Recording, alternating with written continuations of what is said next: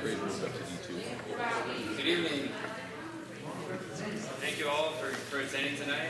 I welcome you if you're still standing and grabbing refreshments to find a seat amongst friends.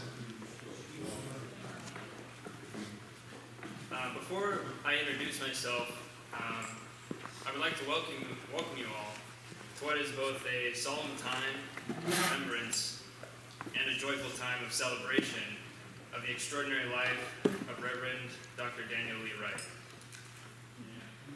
Of course, in dealing with the passing of loved ones, we're naturally given the opportunity to think about those around us and to be thankful for those whom we do have. Before continuing the remarks that I prepared to honor Dan, I would like to give everyone a brief moment to think again about these people.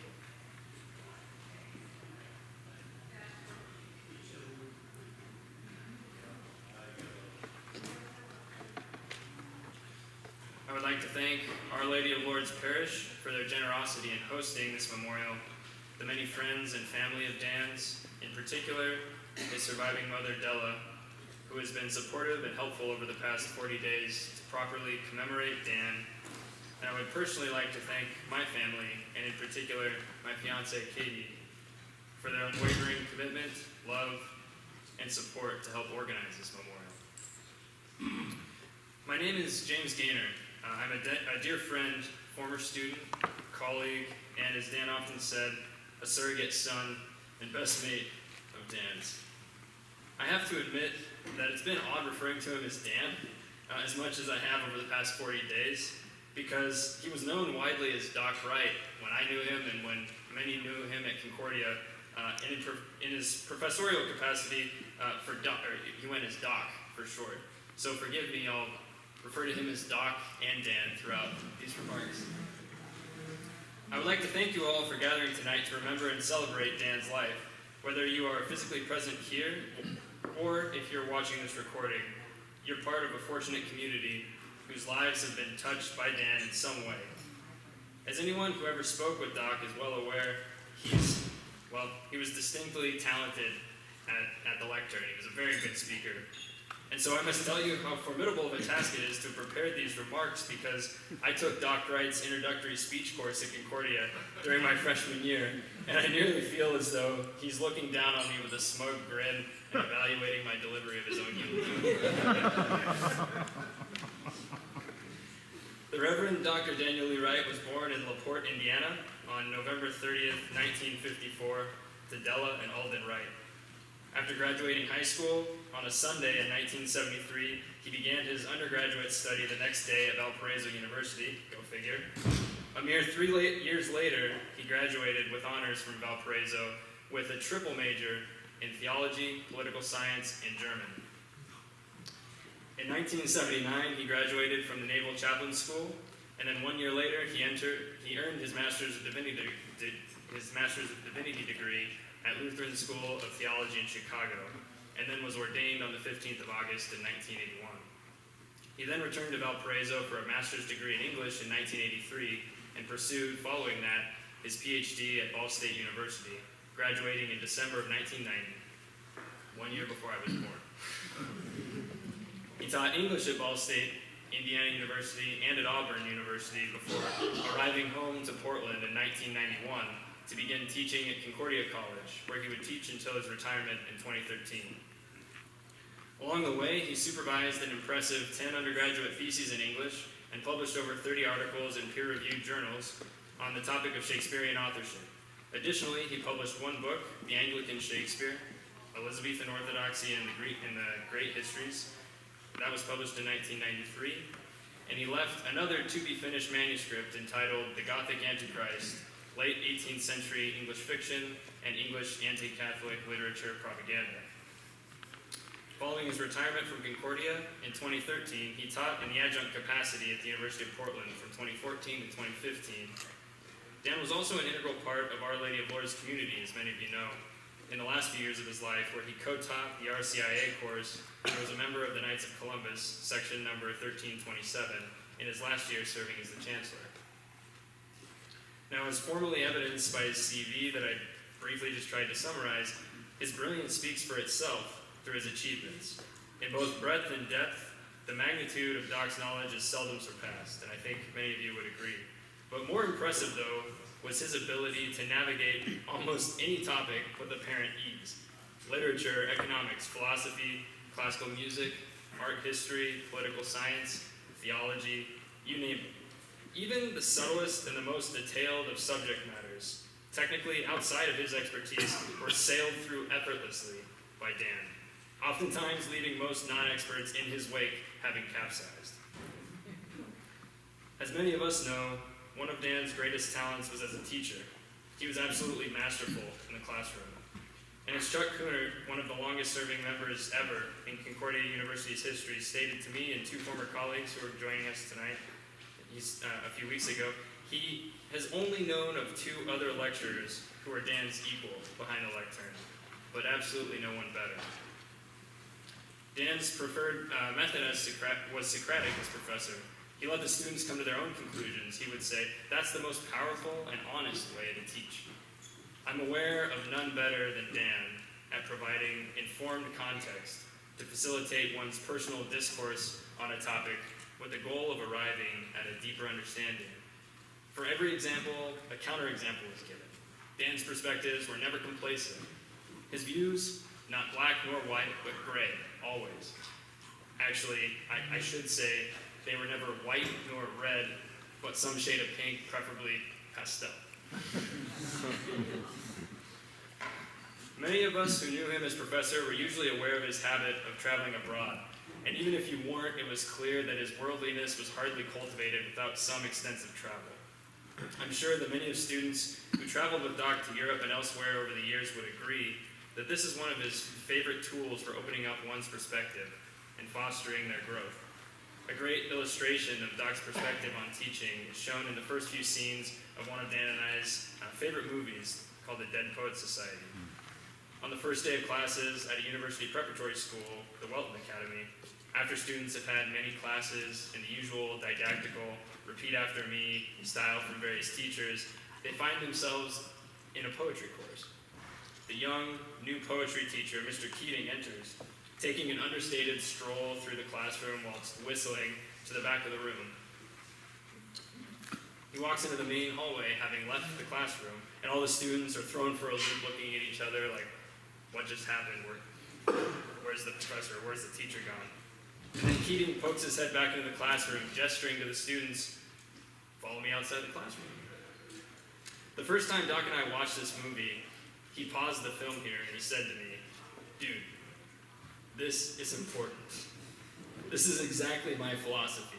The most significant learning does not take place inside the classroom. You have to seize the opportunities you have and create those which you do not yet have to learn outside of the classroom. He resumed the scene, which concludes with Keating challenging the boys to fulfill their potential to live extraordinary lives. This too resonates with Dan's hope for his students. If he could influence even only one of his many students in his career to live a life greater than it would otherwise have been, he would consider his career a success.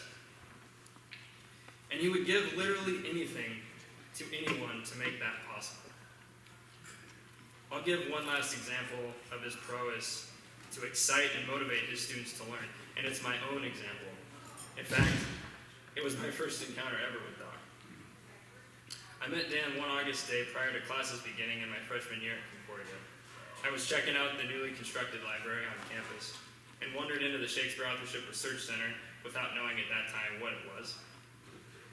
And I saw Doc at work behind his desk, whereupon stood a statue of a soccer player and a kid. As I was then on the Concordia University men's soccer team, I figured there was likely something interesting that he and I could discuss because he's clearly a soccer fan.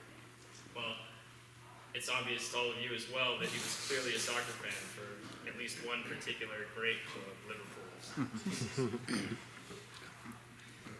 Well, what I learned was typical of Doc was that after we began discussing, 4 hours had passed by, wherein he had brought me up to speed on the current state of Shakespeare authorship research.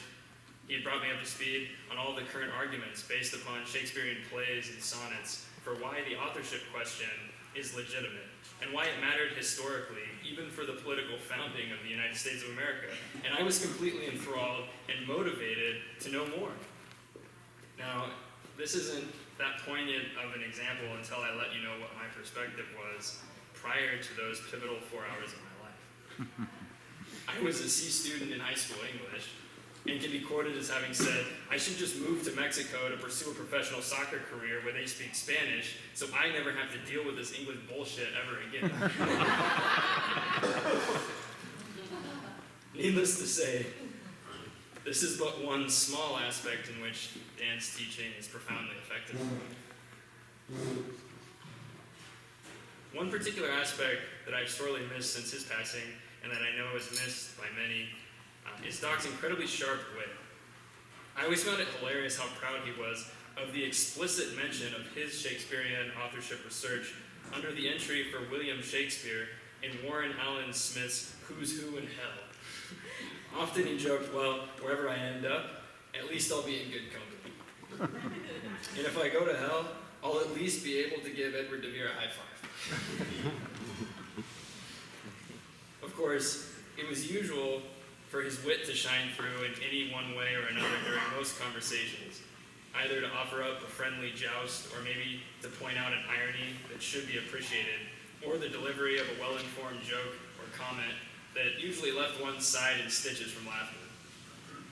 Some of the more recent examples I personally have are in the form of New Yorker cartoons, that have been cut out and then sent, which Doc never skimped to share with people, no matter how far away one might be. He always sent you these things in the mail. And one cartoon Doc had framed for me as I left for graduate study to Seattle. It sits above my desk currently in my office. It depicts two exhausted stick figures over a chemistry laboratory bench, depressed over what is clearly many failed experiments. The dialogue bubble above reads, well, the sooner we turn this lead into gold, the sooner we can go home. Surely, he knew how accurate those exhausted sentiments would become in graduate school. I remember returning the joust to him to suggest how far the field of chemistry had come since Sir Robert Boyle's Skeptical Chemist was published in London in the 1600s, because Doc clearly had yet to leave Shakespeare's era and catch up with the rest of us. So, guess what he got me for Christmas that year? 2 books on alchemy and a copy of Sir Robert Boyle's Skeptical Chemist. I remember opening the wrapping paper and then the both of us nearly falling out of our chairs in laughter, Dan nearly spilling his entire cup of coffee over himself, over my facial expression upon reading those titles. In the last several days, his mother Della sent me some photos, several letters written to her by Dan, and a few other things.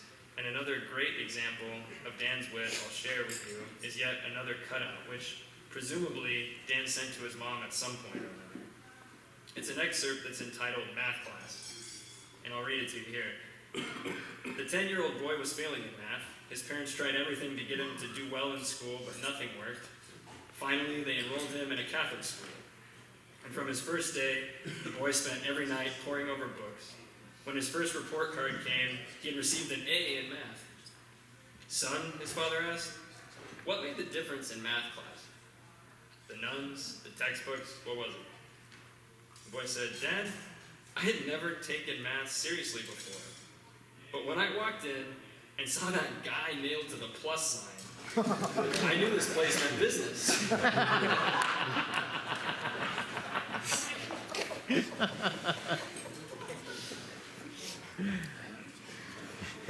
A fond example that characterized not only Dan's wit, but his tireless work ethic and stamina came on the eve of one of the annual Shakespeare conferences that I was helping him host at Concordia. Conference preparations were at least 2 days behind schedule for many reasons, most of which were not necessarily inside our control. Conference attendees would appear on campus in fewer than 12 hours, and we had not yet even prepared the lecture hall or the premises to host the conference. We were working in the Shakespeare Center very late, with exhaustion equal to, if not greater than, the alchemist depicted in the cartoon that he eventually gave me. And I finally asked him how we're going to pull off this conference. And with a deep sigh, he reached into his desk drawer to retrieve a bottle of scotch and poured 2 drams. Raising his to quote Benjamin Guggenheim, who died aboard the maiden voyage of the Titanic, he said, "We've dressed up in our best, and we're prepared to go down like gentlemen." Now, of course, Dan's wardrobe and style were refined and superb. Mine, however, at that point, in my early college years, not so much. But his point was clear. Amidst imminent disaster, stay true to one's standard of quality and make absolutely no compromises. And somehow that conference was a success, in the same way that many previous had also been. In addition to Dan's brilliance and wit, his life is marked by a dedicated passion and generosity for those around him, as many of us can attest.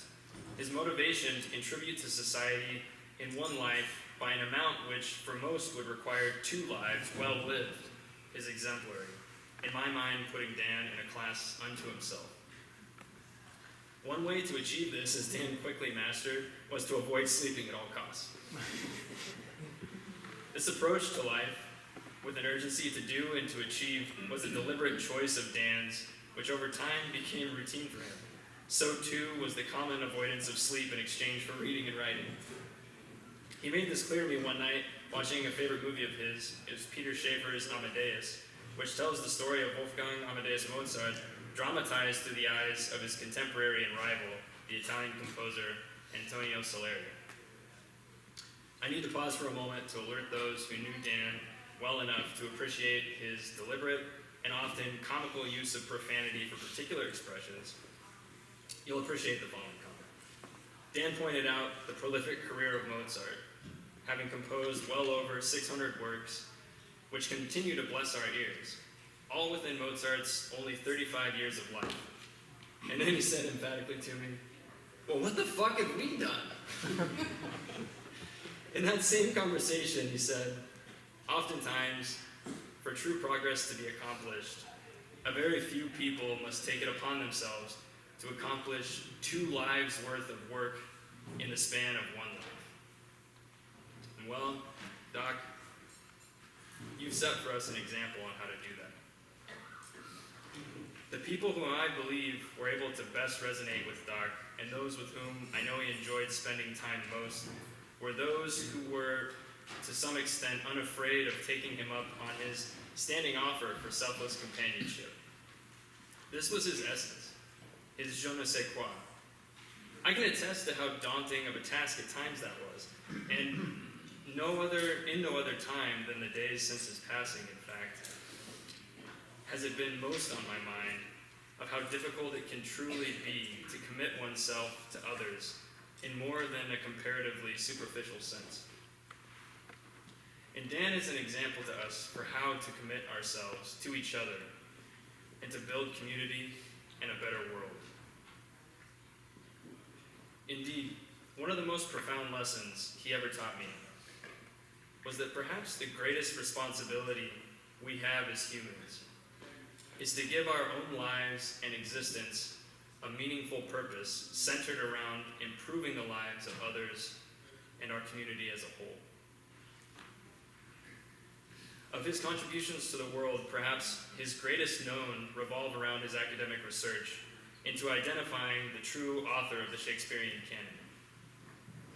His influence within the study of Shakespearean authorship is significant in both his own published contributions and his service toward facilitating the proper recognition of the Shakespearean authorship question by mainstream academia through the hosting of annual academic conferences and seminars. For those unfamiliar, the community of scholars who hold that someone other than the traditional William Shakespeare, which is pronounced and spelled differently than the author's name Shakespeare, Dan would have you know, were largely regarded as a fringe community that is somewhat of an outcasted, unacknowledged portion of the Shakespearean community. Dan's leadership and effort during the last 2 decades of his life played a pivotal role in bringing the Shakespearean authorship question, and in particular the Oxfordian movement, to be an acknowledged and legitimate force within the Shakespearean research community. And now I know I said earlier that Dan's views were never complacent. However, were there to be one fact on which I'm sure he would never budge, it would be that Edward de Vere, the 17th Earl of Oxford, is the legitimate author of the Shakespearean canon, which are the works attributed to Mr. William Shakespeare. I would like to quote one of the early articles which captured the beginning of Dan's annual conferences at Concordia to officially support the Shakespearean authorship question. This was published in May of 1997 in an issue of the Valley Advocate written by Mark Anderson. For all the heated accusations he faced, you'd think he was a slash-and-burn corporate raider on the rampage or a revolutionary scheming the overthrow of some third-world despot. In reality, all Daniel Wright did was plan an academic conference. After being told to take his call for papers elsewhere by the moderator of one of the internet's worldwide Shakespeare discussion groups, Dan replied, "I fail to see the value of such a service if topics as central to the discussion of Shakespeare as the authorship of the works is forbidden by executive fiat." Wright replied to the discussion group's moderator, "What are you afraid of learning? Or allowing others to learn? Please unsubscribe me. I have no place among such closed minds as yours." This is but one example of Dan's academic honesty, his integrity, and his courage to pursue truth with reckless abandon. In closing, I would like to read the Thranos of one of Edward de Vere's poems entitled "The Phoenix and the Turtle." The poem is notorious, as I have come to know, for having a completely elusive meaning. While the Thranos means a lyrical lament over a victim of the catastrophe and a tragedy, one of Doc's contributions to the world is to have helped build the context for understanding who the victim was and what the catastrophe was in this tragedy. And that's all I'll say, as it wouldn't be right, spelled W-R-I-G-H-T, to leave you without at least a few questions unanswered. Beauty, truth, and rarity. Grace in all simplicity, here enclosed in cinders lie. Death is now the phoenix's nest, and the turtle's loyal breast to eternity doth rest. Leaving no posterity, 'twas not their infirmity, it was married chastity. Truth may seem, but cannot be. Beauty brag, but 'tis not she. Truth and beauty buried be. To this urn let those repair that are either true or fair, for these dead birds sigh a prayer. This was one of Dan's favorite poems, oftentimes bringing him to tears. In particular, the portion which I just read, which is the latter half of the poem. And without getting into the specifics of its significance in Shakespearean scholarship, I believe what likely brought Dan to tears was the somber tone that mourns the loss of what could have been. For Dan was a visionary, one who could see and reveal the best in people to help them fulfill their potential. And although I cannot help but commiserate Dan's own sentiment at this moment in time in remembrance of him, I think that Shakespeare might not have anticipated the force of someone like Dan coming along all these years later. While Shakespeare's phoenix in The Phoenix and the Turtle does not rise, I will suggest that Dan has made great strides towards resurrecting Shakespeare's phoenix because, alas, the debate rages on for the proper acknowledgement of the man behind the mask of Mr. William Shakespeare. Dare I echo Shakespeare's contemporary, Ben Jonson, in his eulogy to Mr. William Shakespeare? I believe it's appropriate. For those who knew Dan well would agree that Dan too was, as Ben Jonson claimed for Shakespeare, the soul of the age. Surviving him is his mother, Della Hatfield, his stepfather, David Hatfield, his brothers, Michael and Darrell, and many nieces and nephews and great-nieces and a great-nephew, in addition to many great friends and colleagues. His mother, Della, in remembering Dan, recounts, Dan lived a very full life. He was a self-motivated child, always striving to do his very best. And this characteristic became the very core of him for all his life. Recalling some well-known lines from writer Irma Bombeck, "When I stand before God at the end of my life, I would hope that I would not have a single bit of talent left and could say, 'I used everything you gave me.'" Della continued, "This, Dan, you did. May God hold you in the palm of his hand and rest in peace. You'll never walk alone, Dan." Welcome you all to gather with one another, share stories and remembrance of Dan, take another gander at many things and only a few of the things that could properly commemorate Dan, and enjoy each other's company.